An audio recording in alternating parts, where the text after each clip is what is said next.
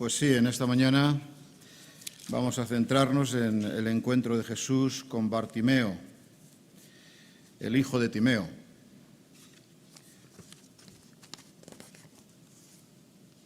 Hace ya mes y medio aproximadamente que Manuel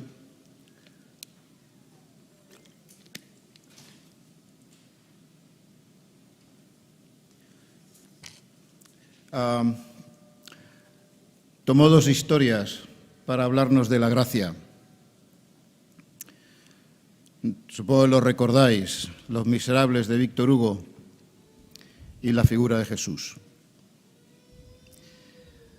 Desde ese domingo, creo que casi, no recuerdo exactamente todos, pero creo que todos los domingos han tocado de lleno, o menos de lleno, el tema de la gracia de Dios.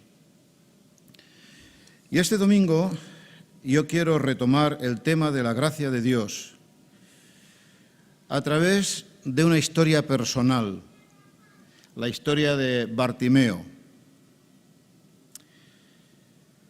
Un encuentro que, como todos los encuentros de Jesús, es bello, es tierno, nos enseña mucho. Pero si todos los encuentros de Jesús son especiales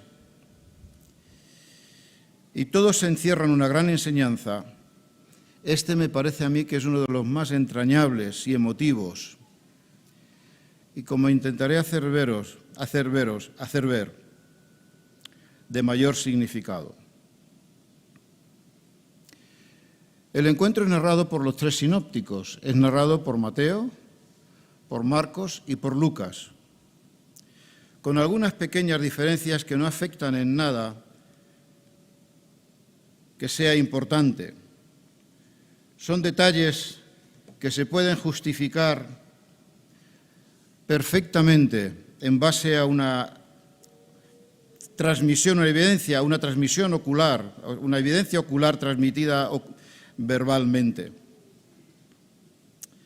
El contenido, si leéis los tres evangelios, veréis que es exactamente el mismo, la belleza del relato también, y el contexto también. Y si siempre es importante acercarnos al contexto en el que está un texto en el que reflexionamos, en este caso creo que es aún más importante. Vamos pues al contexto.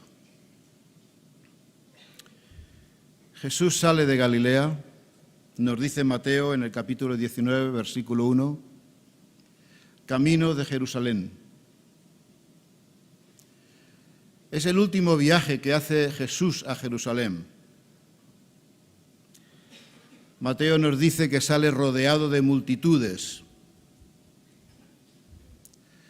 Si recordáis la predicación de José Pablo de hace unas semanas, explicaba que cuando se encontró con la mujer samaritana, en lugar de seguir el camino habitual, que era cruzar el río Jordán, subir por la margen izquierda hasta Galilea y luego cruzar de nuevo el río Jordán, para encontrarse con la mujer samaritana, subió atravesando Galilea, lo que da un significado muy especial a ese encuentro.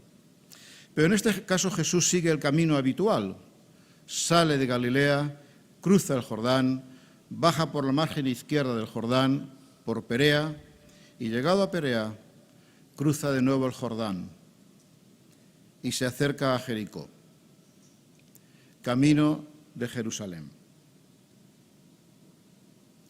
Así pues Jesús, rodeado de una gran multitud, cruza el Jordán y llega a Jericó. Jericó es probablemente la ciudad más antigua, o una de las más antiguas. Hay restos arqueológicos de hace más de 9.000 años en esa ciudad. Se encuentra en un precioso oasis y tiene una situación geográfica muy particular, muy especial. Está a 250 metros aproximadamente bajo el nivel del mar. Y Jerusalén se encuentra a 750 metros sobre el nivel del mar. En poco más de 20 kilómetros que hay de Jericó a Jerusalén, el camino sube más de 1000 metros, como subir al puerto de Navacerrada desde aquí, pero en un estrecho margen de unos 20 kilómetros. El encuentro de Jesús, en la parábola de Jesús sobre el buen samaritano, explica claramente que en aquellos tiempos el camino era un camino muy peligroso, precisamente por lo sinuoso y difícil que era. Jesús inicia ese camino. Quiere subir a Jerusalén, donde será entregado.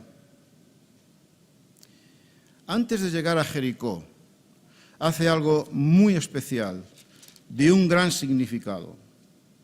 Nos dice en el propio Evangelio de Marcos, otro texto que es recogido por todos los evangelistas, por los 3 sinópticos, dice que tomando aparte a sus discípulos, a sus 12 discípulos, les anticipa las cosas que iban a acontecer en Jerusalén pocos días después. Dice Marcos en el mismo capítulo, versículo 33, «Ahora subimos a Jerusalén, y el Hijo del Hombre será entregado a los principales sacerdotes y a los escribas. Lo condenarán a muerte y lo entregarán. Lo entregarán a los gentiles. Los gentiles se burlarán de él, lo azotarán, lo escupirán y lo matarán. Pero al tercer día resucitará». Es evidente que los discípulos debieron entender la literalidad de las palabras de Jesús. Eran testigos de las varias veces que habían intentado apedrear a Jesús y cómo Jesús tuvo que escapar de los que querían apedrearle. Los discípulos estaban con Jesús cuando le informaron otros de que Herodes le quería matar. Fueron diversas las situaciones en las que Jesús supo, y los discípulos con él, que los judíos o Herodes querían matarle. De manera que la literalidad del texto de las palabras lo debieron entender.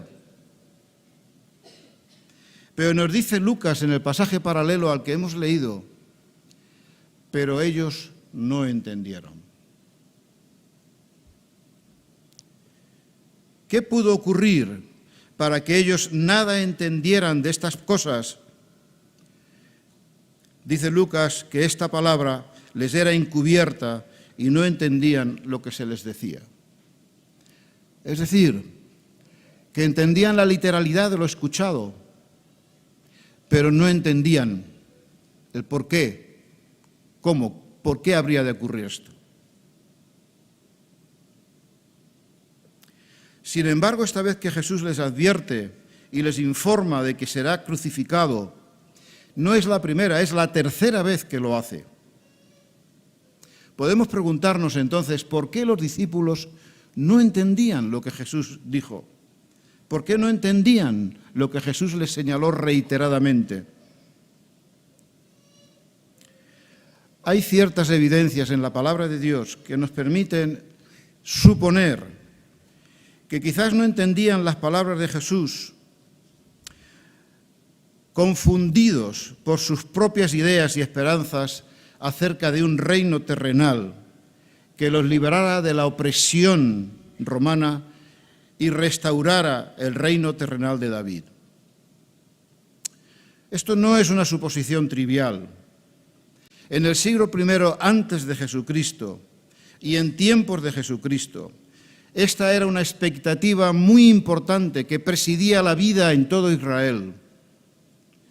Toda la gente estaba expectante porque el Mesías viniera y los liberara como un rey conquistador y un juez justo, los liberara de la dinastía asmonea, la que gobernaba en aquella tierra, y sobre todo de la opresión de los romanos.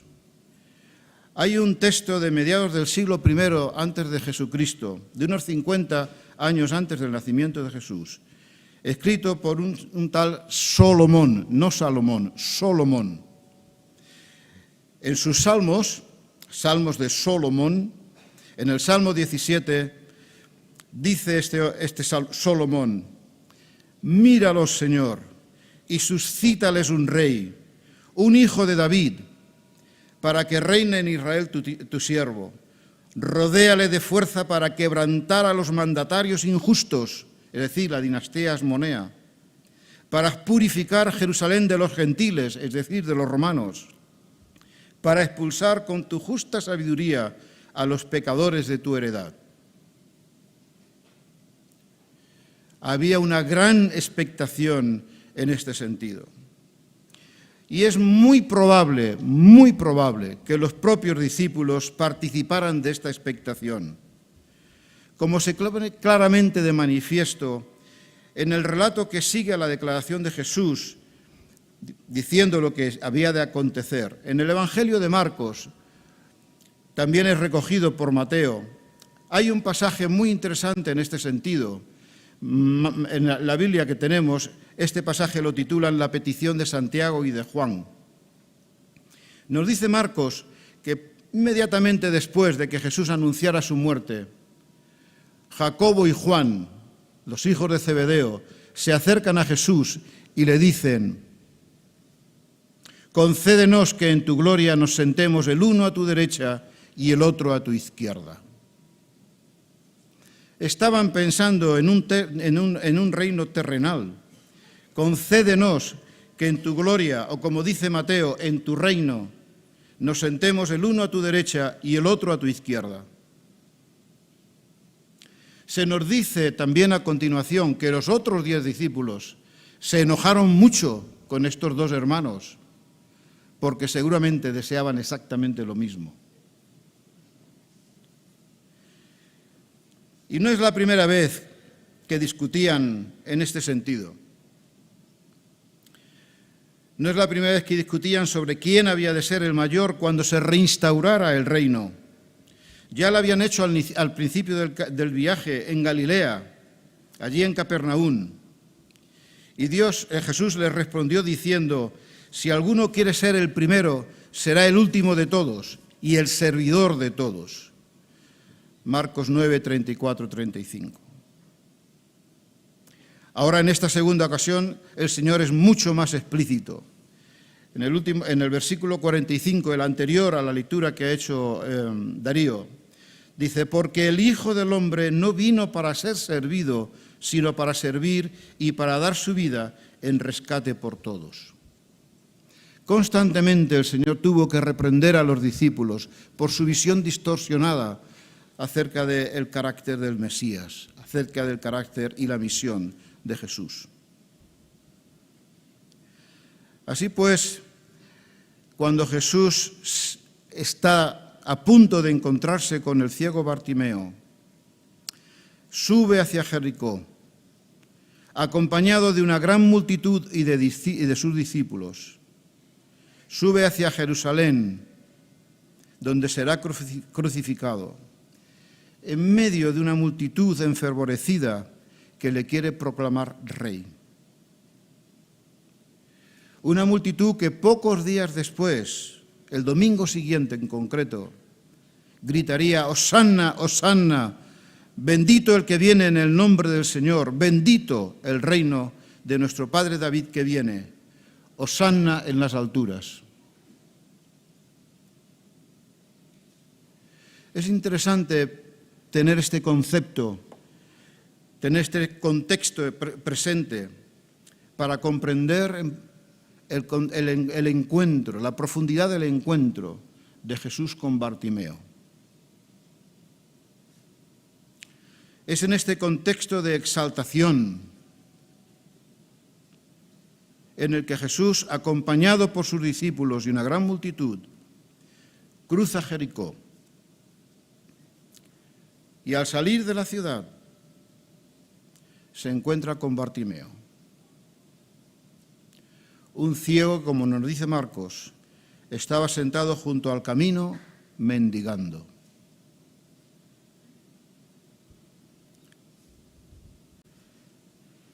Los mendigos abundaban en Palestina.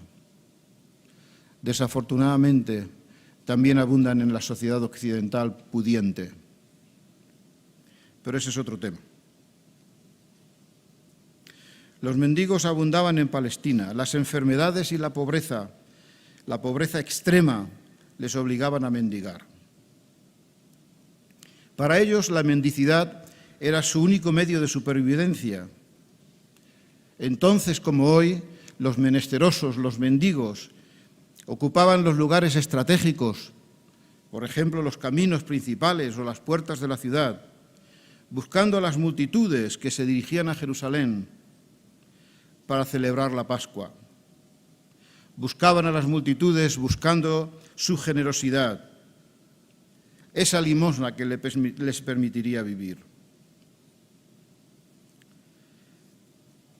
Es llamativo que es la única ocasión en la que Marcos nos da el nombre de la persona que se encuentra con Jesús, Bartimeo. Bar, hijo de Timeo, hijo de Timeo.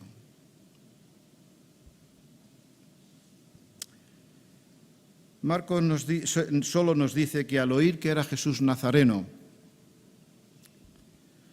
Lucas, en cambio, nos dice que al oír el ruido de la multitud, enfervorecida, pregunta, ¿qué es lo que pasa? Casi me gusta más la versión, en este sentido, la versión de Lucas, porque siendo ciego difícilmente podía saber lo que pasaba, pero una inquietud le perturba. Pregunta, ¿qué pasa? Es Jesús Nazareno, le aclaran. ¿Qué es aquello? Es Jesús, ¿qué pasa?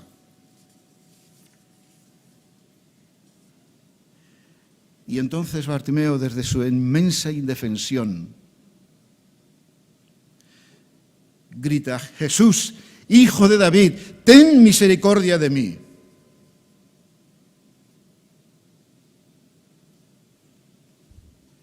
¿Os habéis dado cuenta de un detalle? La multitud le informa que es Jesús Nazareno. Y él clama a Jesús, hijo de David. Él, el ciego. Él, el ciego. Es sorprendente que Bartimeo utilice este título. ¿Y sabéis más? En concreto, en el Evangelio de Marcos, es la primera vez que Marcos utiliza este título mesiánico para referirse a Jesús, en boca de Bartimeo el ciego.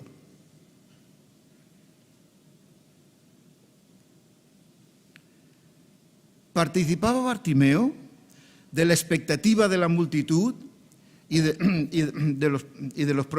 la multitud y de los propios discípulos? Clama a Jesús pensando en él como el poderoso rey davídico que destronaría a los asmoneos y expulsaría a los romanos de Palestina. Ese rey poderoso que luchara contra los romanos, ¿se ocuparía de un mendigo?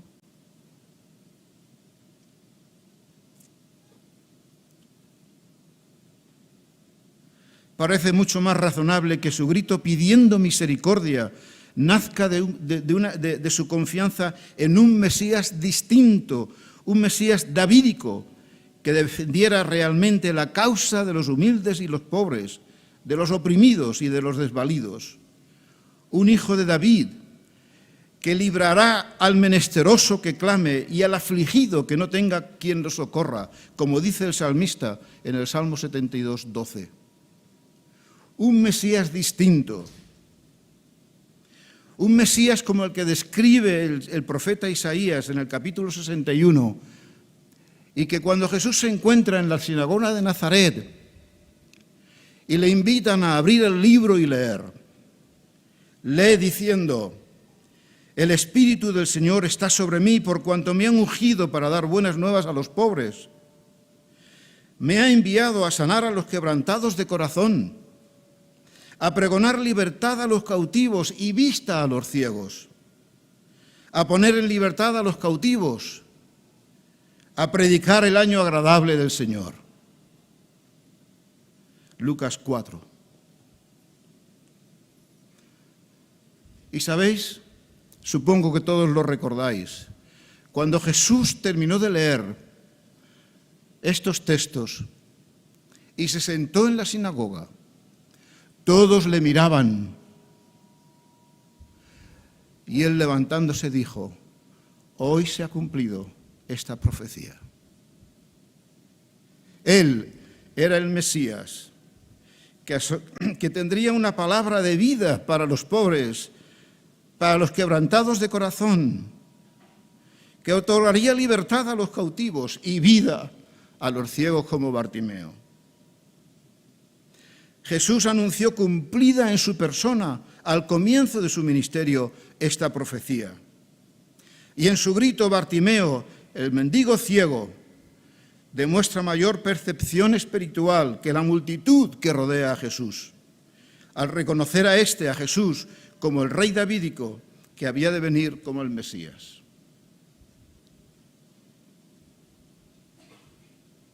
¿Cómo responde la multitud? Aquellos exaltados que acompañaban a Jesús, ¿cómo responden? ¡Calla!, les reprenden.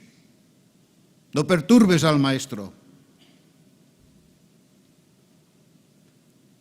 Intentad imaginar una situación parecida hoy día. ¿Visteis algún mendigo en la inauguración de los Juegos Olímpicos? ¿Visteis algún mendigo cuando se coronó a Carlos III, rey de Inglaterra, del Reino Unido? Calla, no perturbes.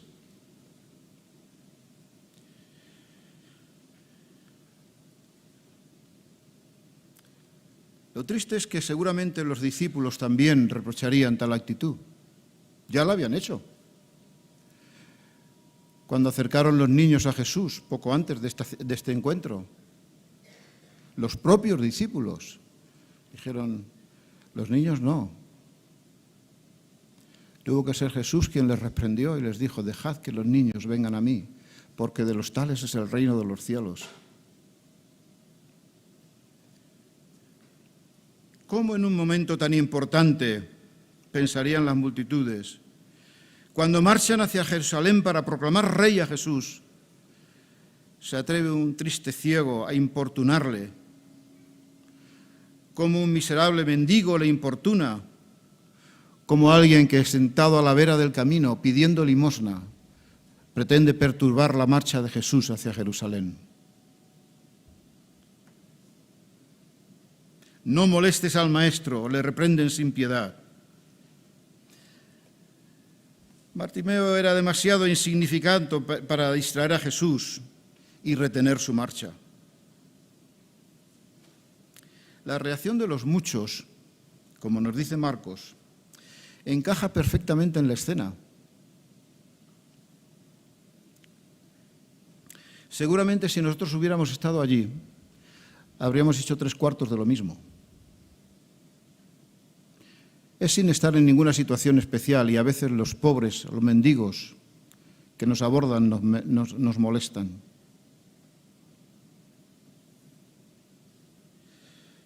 Los que acompañaban a Jesús reflejan una actitud tan extendida entonces como hoy: declarar invisible y prescindible al mendigo ciego. Y esto lo hacemos nosotros hoy en situaciones tan habituales como la limpieza de un colegio. Lo digo por experiencia.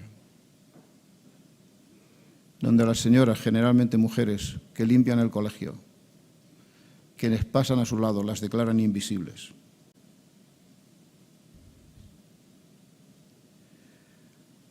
La sociedad no tiene lugar para los menesterosos ni los necesita. No importas a nadie, le dicen a Bartimeo. Qué bien se corresponde esa actitud con nuestra forma de actuar y nuestra escala de valores. Y al mismo tiempo, qué incomprensión más profunda del carácter mesiánico de Jesús. Pero Bartimeo no se deja intimidar. Él siente una necesidad profunda. Es ciego y tiene la necesidad de ver. Y tiene además, aunque quizás en ese momento no sea consciente, una necesidad más profunda en su propia alma. Y grita, y grita, y grita: Jesús, hijo de David, ten misericordia de mí. No se calla, no le intimidan. Su necesidad le impulsa a pedir y a no sentirse echado de la vera del camino y apartado de Jesús.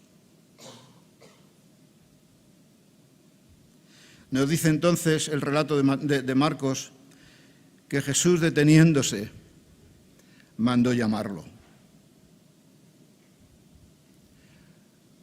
Dicen los comentaristas que el verbo utilizado aquí traducido como llamar, tiene más bien el sentido de invitar.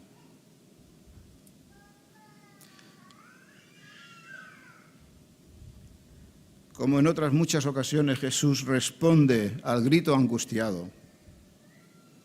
En este caso, al grito angustiado de Bartimeo. Aun rodeado de una inmensa multitud, una multitud exaltada que le aclama, Jesús se detiene. Seguramente le miró.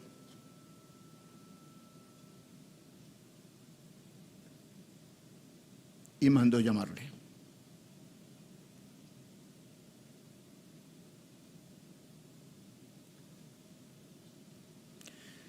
Cuando Jesús, con su tremenda autoridad, manda llamarle, la actitud de la multitud cambia radicalmente.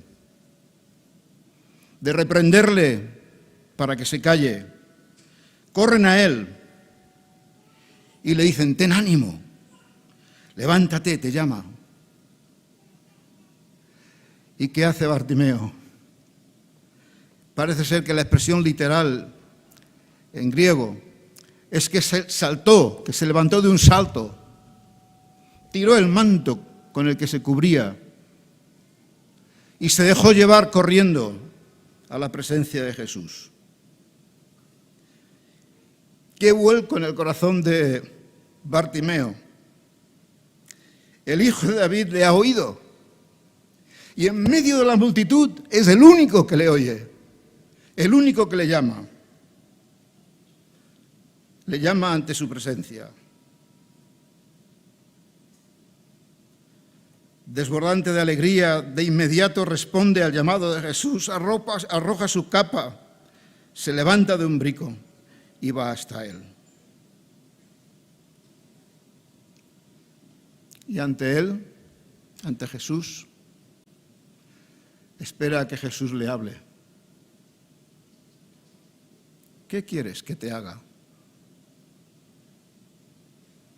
Maestro, Raboni, que recupere la vista.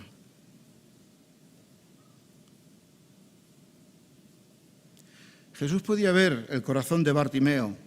Lo hemos conocido en multitud de situaciones en los evangelios.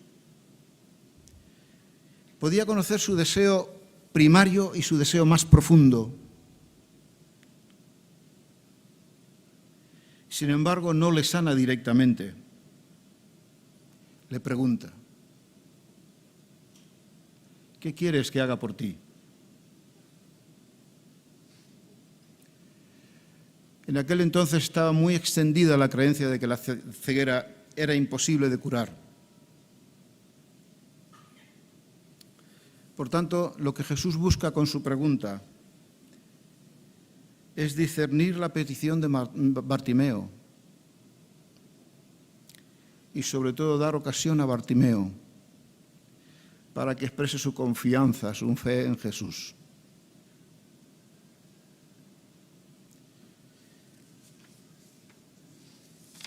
El ciego se dirige a Jesús y le llama Raboni. Es una forma más elevada e intensa, dicen los que saben, más profunda, más viva, más apasionada de decir rabí, es decir, maestro. Parece ser que en el Evangelio solo aparece 2 veces. En esta ocasión, y cuando después de la resurrección Marta reconoce a Jesús y se arrodilla a sus pies y le llama Raboni.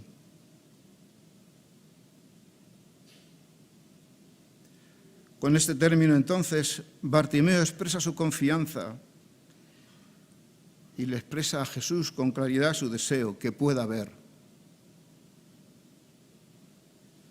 Y en estas sencillas palabras manifiesta su fe en Jesús como el ungido del Señor, el que ha venido a dar buenas nuevas, las buenas nuevas a los pobres y vista a los ciegos.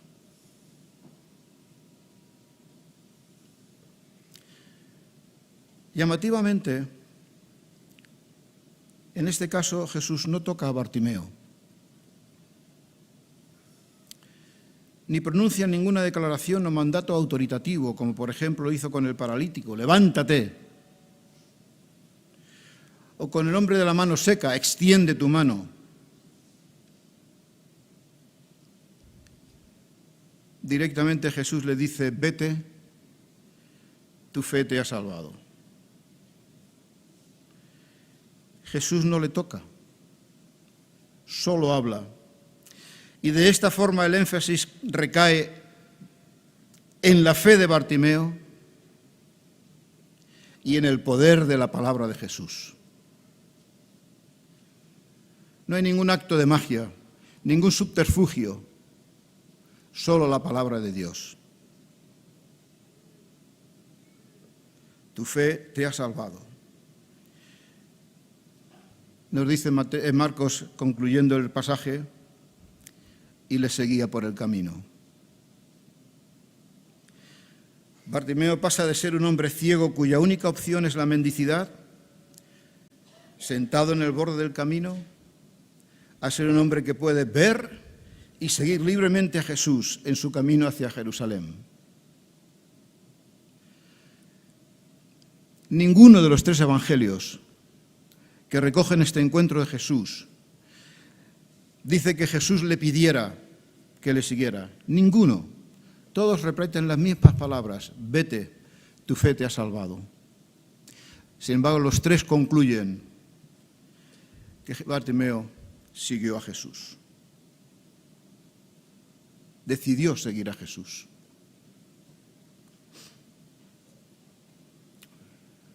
Este es el plano principal del encuentro. Pero hay un segundo plano que fue el que me llevó a elegir este encuentro para traerlo ante vosotros hoy. Y espero poder expresarlo correctamente. Este milagro es el último realizado por Jesús antes de su entrada en Jerusalén. Y nos devuelve al comienzo del ministerio de Jesús en Nazaret, a la sinagoga de Nazaret, cuando leyó el texto de Isaías.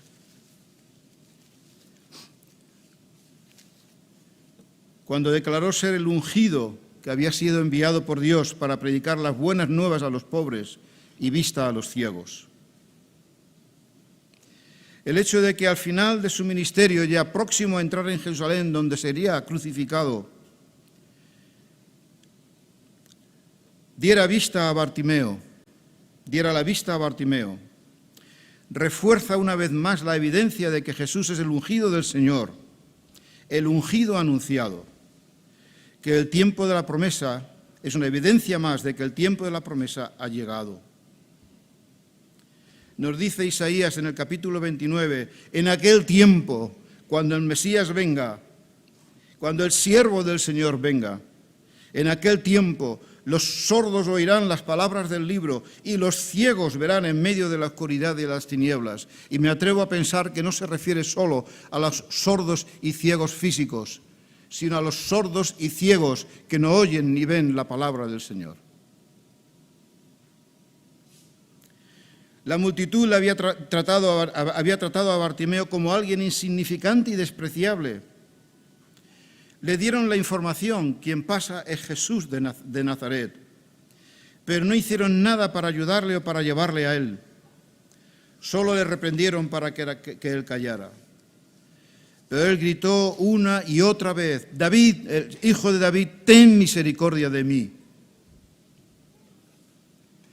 En cambio, Jesús se detiene, le mira, le llama y conmovido le sana y le salva.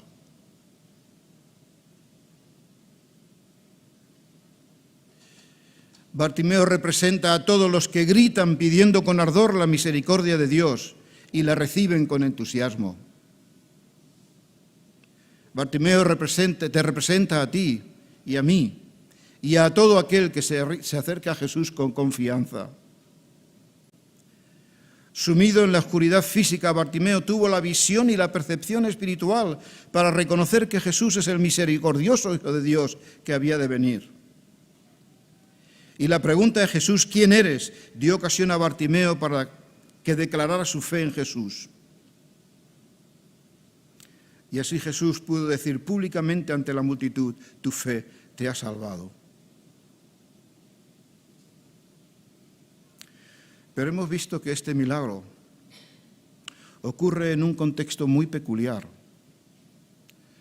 Apenas unas horas después de que Jesús anunciara su muerte y solo unos días antes de que fuera crucificado.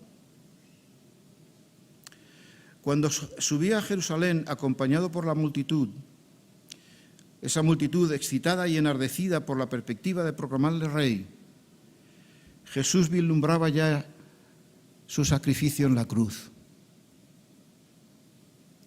Lo estaba viendo muy cercano.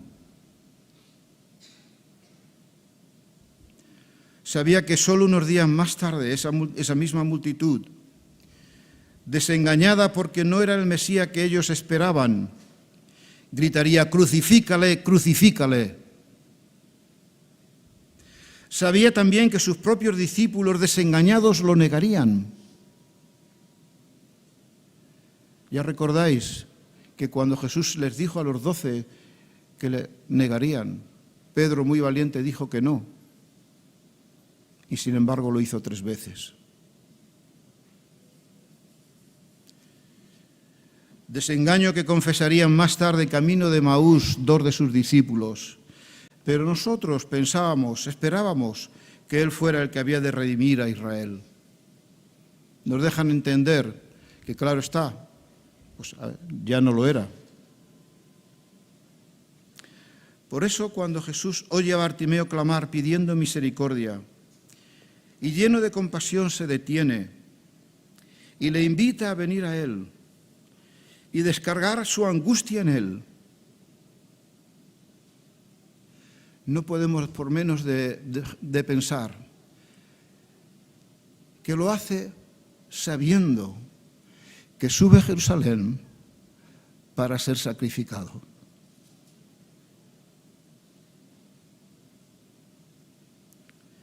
Cuando Bartimeo, henchido de gozo, confesó públicamente su fe y su confianza en Él como el misericordioso Hijo de Dios, Jesús le restauró la vista y suplió una necesidad aún mayor, ofreciéndole la salvación.